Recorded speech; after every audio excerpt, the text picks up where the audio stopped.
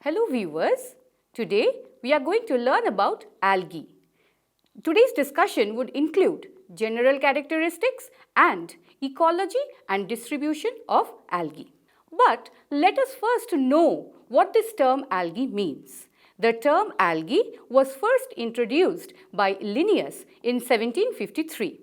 The algae comprise a large heterogeneous assemblage of plants that are very diverse in their habitat, size, organization, physiology, biochemistry and reproduction. It is an important group of Thallophyta and is one among the simplest and primitive sections in the plant kingdom. Phycology is the orderly study and systematic study of algae, and this word phyco has been taken from the term phykos from Greek, which means seaweed. All the algae are developed in kind of eukaryotic and prokaryotic cells, which means that both these types are represented in the entire algal section. And thus they are of various cell types as well. They occur mostly in the aquatic environments, but you will find them everywhere. They are ubiquitous in nature, and wherever they are, they serve as the primary producers in the food chain. They utilize sunlight, carbon dioxide and water to prepare organic material that is food, and they also provide oxygen in the process. Now, we will see some of the definitions as has been given by some of the eminent phycologists. First, Fritz in 1935 defined algae as those holophytic organisms that fail to reach the higher level of differentiation as of the archegoniate plants. Smith in 1955 defined algae as simple plants with an autotrophic mode of nutrition. Then later, Prescott in 1969 defined algae as those chlorophyll-bearing plants or organisms which are actually thalloid, means which do not have any true roots, stems, leaves or leaf-like organs. Now, we will see some of these important characteristic features of the algae in details. To begin with, we will be moving to the structure of the entire algal cell. As already mentioned, they are both prokaryotic and eukaryotic types. We will find the prokaryotic cell types in only the cyanophyta, while all the other algae are eukaryotic in nature. So, what exactly do we mean by this prokaryotic cell type? In these cells, they are very simple, and structurally they do not possess any membrane-bound organelles like plastids or chloroplasts, flagella, mitochondria, Golgi bodies, etc.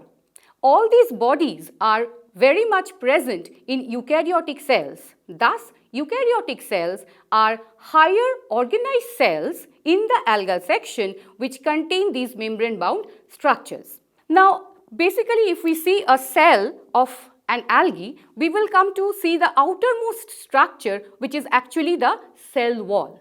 Next to it lies the plasma membrane or the cell membrane, and then we have major part of the cell covered up by the chloroplast. And next to that we have nucleus, which contains the chromosome or the DNA, genetic material for the cell. Mitochondria are also present, which are the respiratory sites. There are Golgi bodies, we have some vacuoles, most importantly the contractile vacuole, whose function we will see in greater detail later. The chloroplast also houses pyrenoids, which are structures quite important to photosynthesis. We also have endoplasmic reticulum and ribosomes attached to them. The flagella are borne outside the cell and are often present for most of the eukaryotic algae. Now we will go individually depending on each such structures. Like, to begin with, we will see what an algal cell wall is made up of or what exactly it is. An algal cell wall is made up principally of two components. First, the fibrillar component, and second, the amorphous component.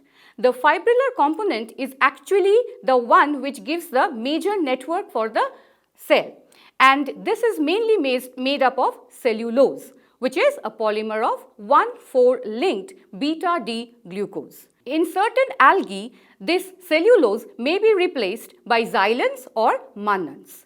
Second is the amorphous component. This component is just like a matrix into which the fibrillar component is embedded.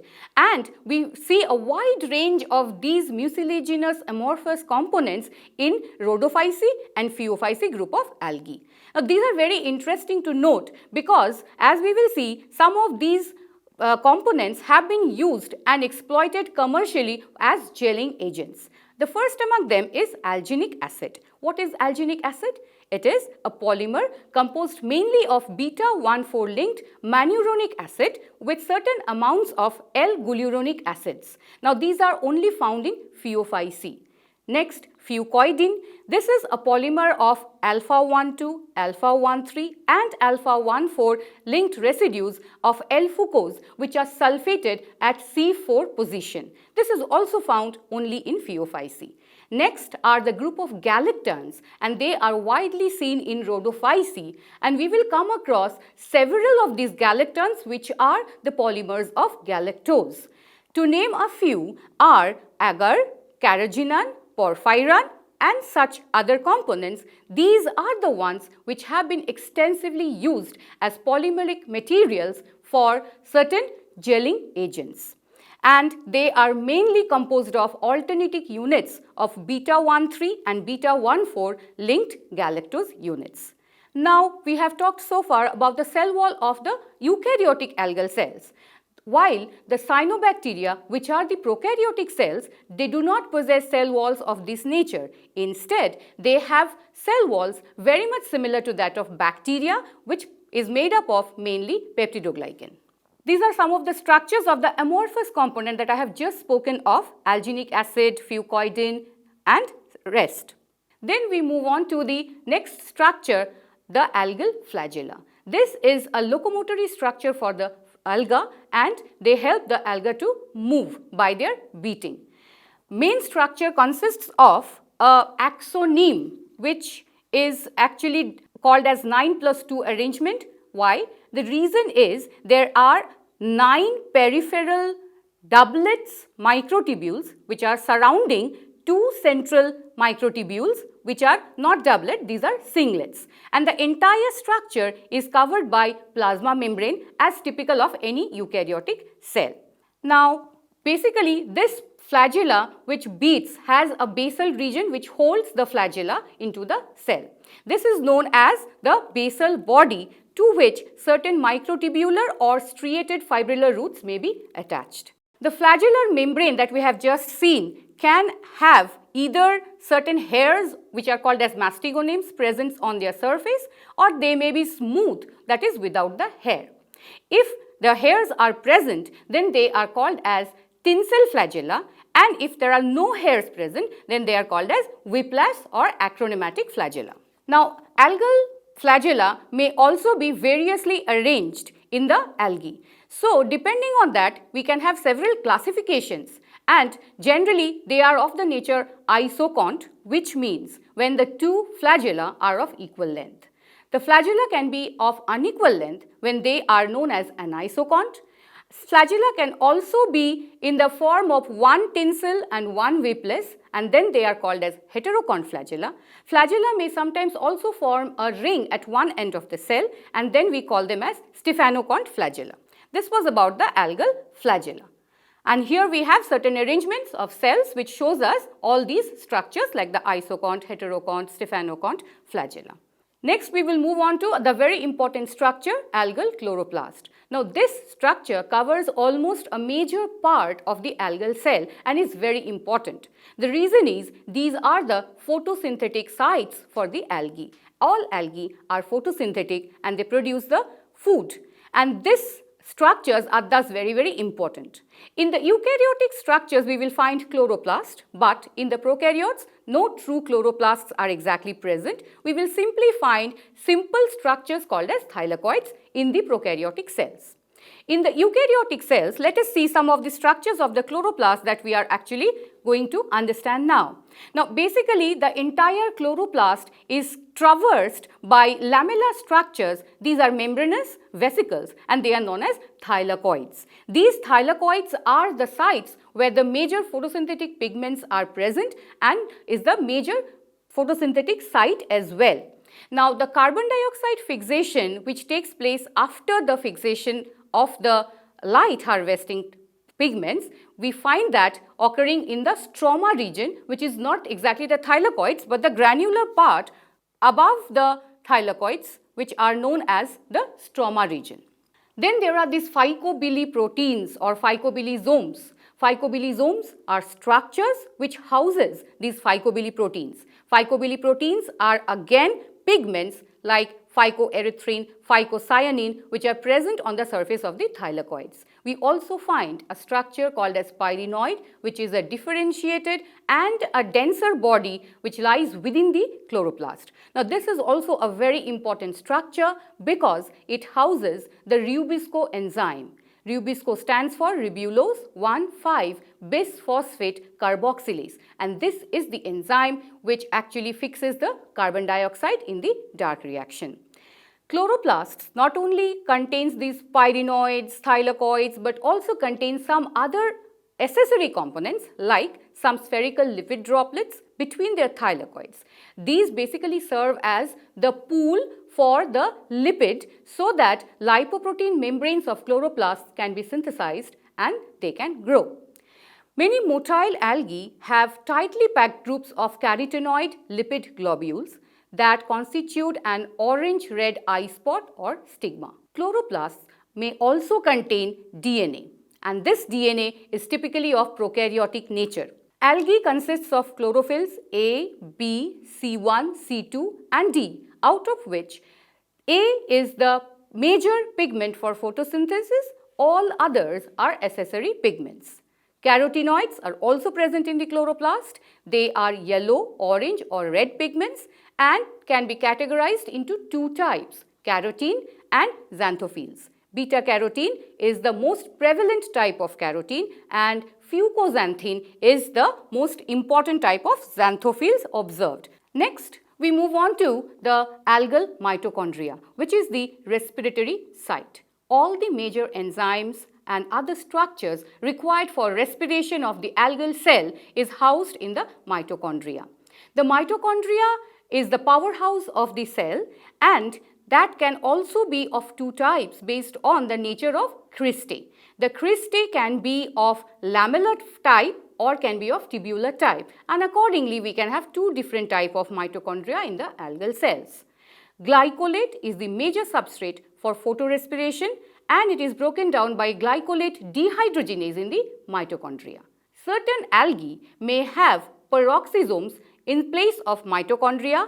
These peroxisomes are very much similar to mitochondria but are single membrane bound structures and they also do similar function as a mitochondria does. But in case of peroxisomes, we will find glycolate oxidase which is breaking down glycolate and not glycolate dehydrogenase as in mitochondria.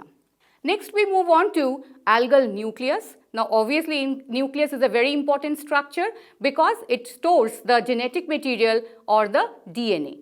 Now, important part here to note is that the nucleus here is a double membrane bound structure with nuclear pores and it houses karyolymph chromosomes as well as ribosomes.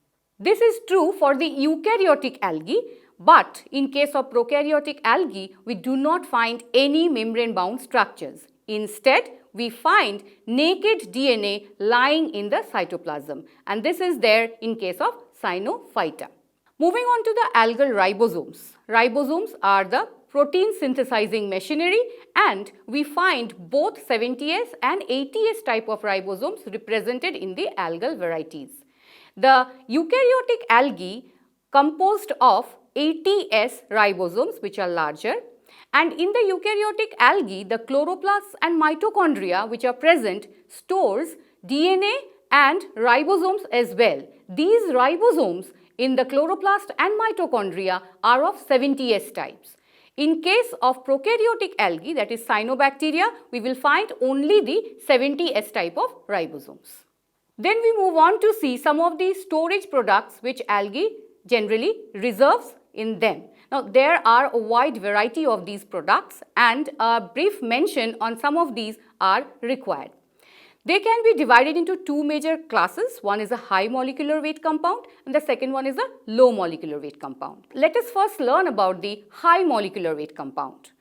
Again, there are three such classes of the high molecular weight compound. The first includes alpha-1,4 linked glucans, and typical examples include starch, Floridian starch and Mixophycean starch. Starch, as we all know, is composed of amylose and amylopectin and can be found very close to or sometimes even within the chloroplast in the cells. And it is present in almost all types of cyanobacteria and other algal cells. But Floridian starch is mainly found in Rhodophyta, and this is typically bowl-shaped in nature and it is similar in structure to amylopectin. While Mixophycean starch is seen in Cyanophyta and they occur as granules. Then moving on to the beta-1,3 linked glucans, these are laminarin, chrysolaminarin and paramylon. The first one, laminarin, it occurs like an oil-like liquid outside of the chloroplasts and is commonly a vesicle surrounding the pyrenoid. This is again found in Phaeophyce. Chrysolaminarin, it is very similar to laminarin but with more glucose residues and present in Chrysophyce and Bacillariophyta. The last one in the beta-1,3 linked glucans is paramylon, and these are water-soluble single membrane-bound inclusions of various shapes and sizes occurring outside the chloroplast. Then the third in the high molecular weight compound includes fructosans. These are basically polymers of fructose units. They have an inulin-like structure and often seen in Acetabularia species in the chlorophyta section. Now we will see some of the low molecular weight compounds. Now these includes sugars, glycosides and polyols. Chlorophyta and euglenophyta generally use sucrose as their reserve, while cyanophyta stores trehalose. Rhodophyta stores glycerol glycosides and other such glycosides, while mannitol and flea glycerol may be used by some of the algae as their storage products. Then we will move into the contractile vacuoles, which are really interesting in the algae. Now these are generally seen to be present 2 in numbers in the anterior end of the algal cells. Now a contractile vacuole will fill with an aqueous solution, which the state is known as diastole, and then expel this solution outside the cell and contract. This is known as systole. The vacuole rhythmically repeats this process, and it is very essential mainly for freshwater species because there the outside environment has a lot of water and the cell thus takes in a lot of water because its protoplasm contains highly concentrated solution. This water should be repelled out, and this work is done by the contractile vacuoles. Now this brings us to an end of the general characteristics discussion. We will now see some of the ecology and distribution of these algae. As already mentioned, they are principally aquatic in nature, but they can also be present in varied kinds of environments, beginning from snow to highly hot water springs, in desert or in marine environments, or as parasites as well. So we have classified their environments into 3 categories like aquatic algae, terrestrial algae and algae in other habitats. Let us first see these algae which are generally present in water bodies, the aquatic algae. They can be divided again into 2 varieties, freshwater types and the marine water types. In fresh water, the salinity is very less, around 10 ppm. In the marine waters, the salinity goes to as high as 33 to 40%. They may also be present in brackish waters. Now coming to the freshwater type of algae, we will find innumerable examples like Chlamydomonas, Volvox, Ulothrix, Chara, Utogonium, Spirogyra. These are very few to name. Majority of the species do remain in the fresh water, and they can also be of varied types based on where they are present in the fresh water. They are called as planktonic if they are present freely suspended in the water bodies. The benthic types can be epilithic, epipellic, epiphytic or epizoic depending on where they are attached. Like example, if they are attached on plants, they are called as epiphytic. The algae may also grow at air-water interface, and then they are called as neustonic algae. Before moving into the algae which are present in the marine environment, we will just have a look into the division of the marine environment itself. Now, there is a zone called as euphotic zone and another zone called as aphotic zone. This is important because the euphotic zone receives enough sunlight to support photosynthesis by the algae, while the aphotic zone does not receive such sunlight and thus algae cannot photosynthesize. So, most of these algae which are photosynthetic in nature, they are not present in this zone. And if we move on to the places or regions which are close to the shore, then we have the splash zone, littoral zone and the sublittoral zone. We will find majority of algae in these regions only. Now, let us see the classification or exactly which types of algae we will find in the marine climates. We have supralittoral or subaerial types of algae, which means that algae grow above the water level and in the spray zone, as I have already shown you.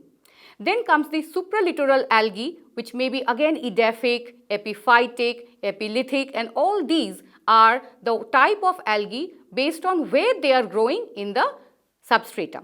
Intertidal algae may also be present, and they will be present in such a depth that they are exposed periodically to tides. Some other algae in the marine regions are sublittoral, that is, they are constantly submerged at greater depths of 30 to 60 meters. These common marine algae include sargassum, laminaria, ectopus, polysiphonia, etc. Then we are moving on to the second category of terrestrial algae. Although these may seem pretty less, but yes, we will find algae even growing on damp rocks, soil, bark and such other places. Likewise, on the soil when algae grows, they are called as saprophytes. Cryptophytes are algae when they grow on the undersurface of soil. Desert soil may also house different varieties of algae, and like one example, chasmolithic means they may live in the rock fissures, and if they live inside the rock, they are called as endolithic algae. Common terrestrial species include Oscillatoria, Vaucheria, Chlorella, Euglena, etc. Now, lastly, we will be seeing the algae which are present in some diverse and extremes of climates. First among them is halophytic, which means they grow in highly salt containing water bodies. And examples include Chlamydomonas, Dunaliella, etc. Then, interesting to note the second category, symbiotic algae, where we talk mainly about the lichens. These are associations of algae and fungi, and algae like Nostoc, Anabina may be involved in symbiotic association with fungi to give lichen, which are again very important as control of biopolluting agents. They may also be associated with gymnosperms, angiosperms and other plant bodies. The third is cryophytic algae, which means they grow on snow, and when they grow on snow, they give beautiful colors. Like the alpine and the Arctic mountains become red due to the growth of Haematococcus nivalis. Likewise, other colors are also often observed. Then moving on to the fourth category, that is the thermophytes, means the algae which lives in hot water spring, like Oscillatoria brevis, Synechococcus, etc. Lithophyte means the ones which grow on the kinds of rocks or soil, and we have examples like Nostoc and Glioiocapsa. We will see some of the epiphytic algae. These are again interesting to note because they grow sometimes on themselves, that is alga growing on algae, and we have examples of diatoms which grow on Oudogonium. Both are algae. Algae may also grow on bryophytes, they may grow on angiophytes. One example is of Cocconis growing on Lemna, it is an angiosperm. And Trentifolia algae grows very much in the barks of different angiosperms, very prevalent in Darjeeling area. Then epizoic, which means algae growing on animals. An interesting example includes Stigoclonium growing on the gills of fishes. Lastly, we will also see some endozoic algae. Example includes Zoochlorella in Hydra. And we will wind up with our talk on parasitic algae. Obviously means they are harmful, and these include a huge variety of Cephalourus, which belongs to Chlorophyceae, and they grow on several varieties of angiosperms beginning from tea to coffee, rhododendron, magnolia and even pepper. Thus, these are not very important as far as their productivity is concerned, but they do spoil most of the crops. For example, Cephalourus virescens, it causes red rust of tea and causes huge financial damage to tea. And this is where we almost finish with the different varieties, but it is endless and we cannot actually draw a line and say that we have covered almost all of it. New species are day and day being discovered and known, and thus This is an open access and we can see them growing everywhere in and around us. Thank you.